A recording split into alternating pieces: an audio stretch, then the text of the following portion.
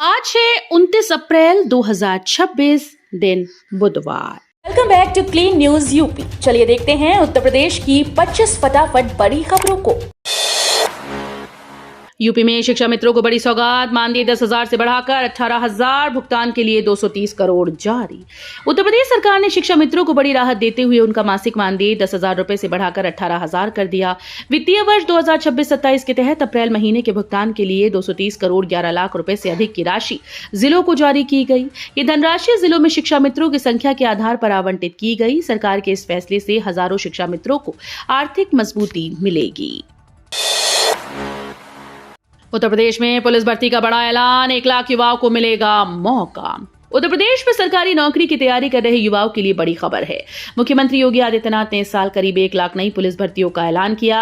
ये घोषणा पुलिस दूरसंचार विभाग के चयनित अभ्यर्थियों को नियुक्ति पत्र देने के दौरान की गई। मुख्यमंत्री ने कहा कि सरकार पुलिस बल को मजबूत करने के लिए लगातार काम कर रही है और भर्ती प्रक्रिया को पारदर्शी व तेज बनाया गया। इस फैसले से प्रदेश के लाखों युवाओं को रोजगार का सुनहरा अवसर मिलेगा। उत्तर प्रदेश में गन्ना खेती को बढ़ावा, टिश्यू कल्चर तकनीक से बढ़ेगा उत्पादन। उत्तर प्रदेश में गन्ना किसानों की आय बढ़ाने के लिए नई पहल शुरू की गई। मुख्यमंत्री योगी आदित्यनाथ के निर्देश पर टिश्यू कल्चर तकनीक के जरिए उच्च गुणवत्ता वाले गन्ना बीज तैयार किए जाएंगे। इसको लेकर Uttar Pradesh council of sugar cane research और बलरामपुर चीनी मिल्स लिमिटेड के बीच समझौता हुआ। इस पहल से किसानों को आधुनिक तकनीक का प्रशिक्षण मिलेगा और कम समय में बेहतर उत्पादन संभव हो सकेगा, जिससे उसकी आय में भी बढ़ोतरी होगी।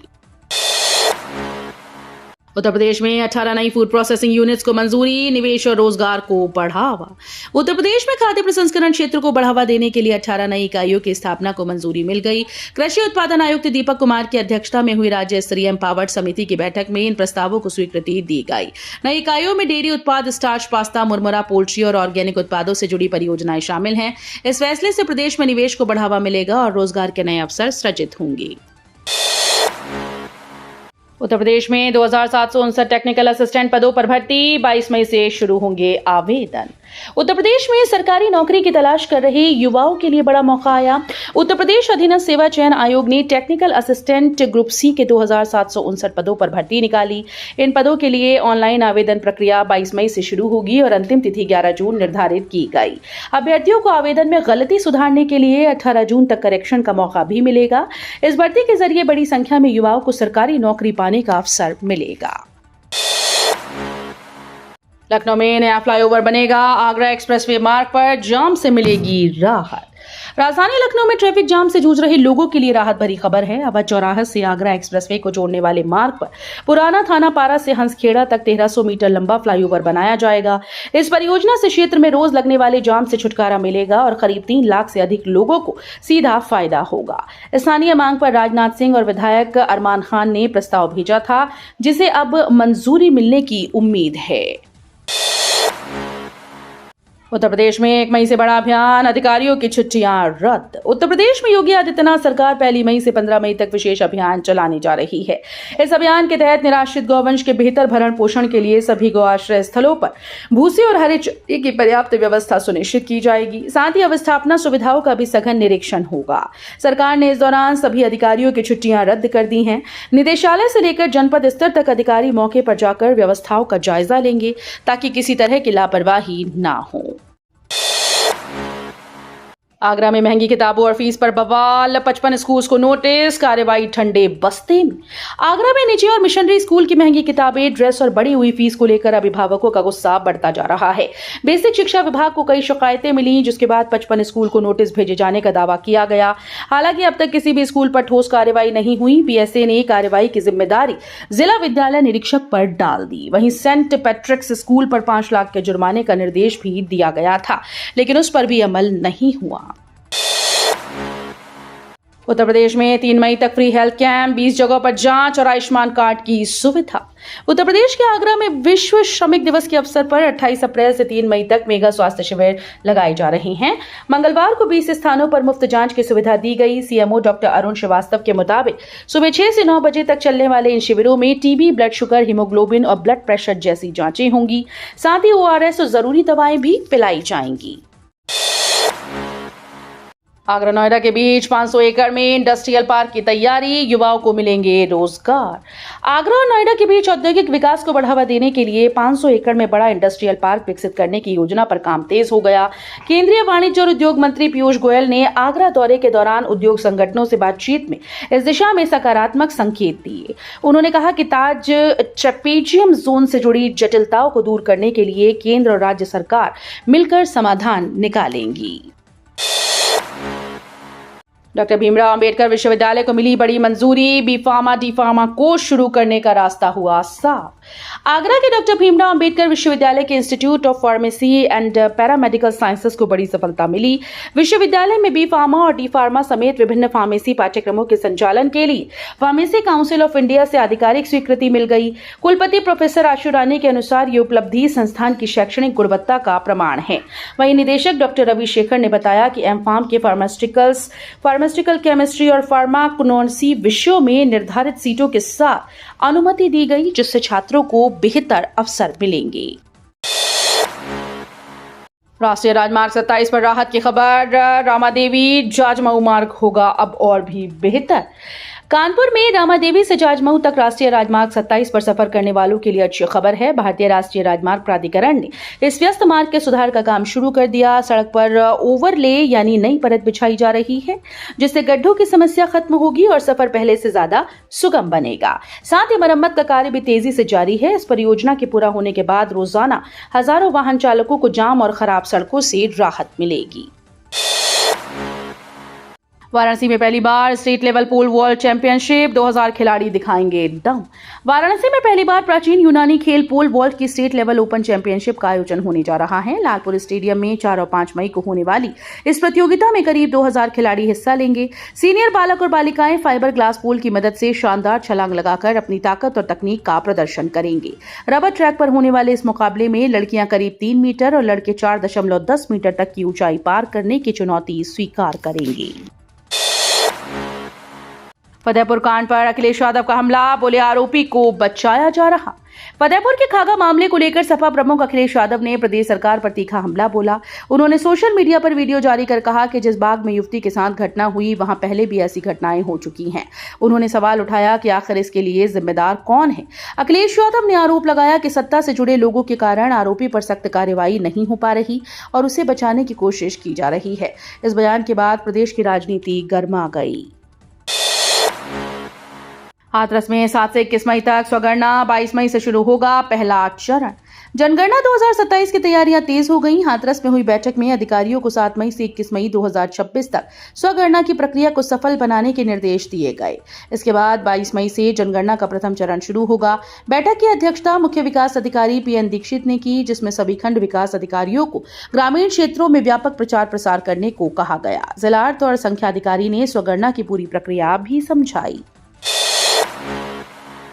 नरेंद्र मोदी का विपक्ष पर हमला, बोले नारी शक्ति से डरते हैं परिवारवादी दल। प्रधानमंत्री नरेंद्र मोदी ने अपने संबोधन में विपक्षी दलों पर तीखा हमला बोला। उन्होंने कहा कि कुछ परिवारवादी दल नारी शक्ति के बढ़ते प्रभाव से भयभीत हैं और नहीं चाहते कि महिलाएं विधानसभा और संसद तक पहुंच पाएं। प्रधानमंत्री ने कहा कि इन दलों को डर है कि महिलाओं की भागीदारी बढ़ने से उनकी पारंपरिक राजनीति खत्म हो जाएगी।